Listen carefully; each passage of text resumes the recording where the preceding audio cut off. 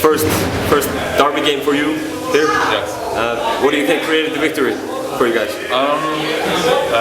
Great team defense and rebounding and just being communicating on offense and all the simple stuff that win the game. Did you feel the heat before this game?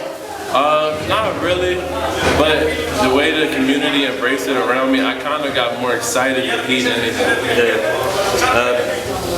How are you adjusting to Icelandic life and It's definitely great. It's really family friendly. You know, my teammates come by, we play the game. We do a little sightseeing. You know. It's a great community.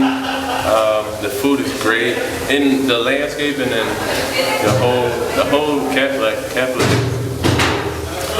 Basketball-wise, did you think,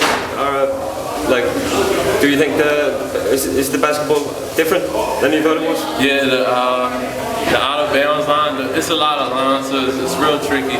But it's something to adjust to, and that's what my teammates and my coaches go over with me in practice and try to explain it. Still unbeaten, Keflavík in the league. Yeah.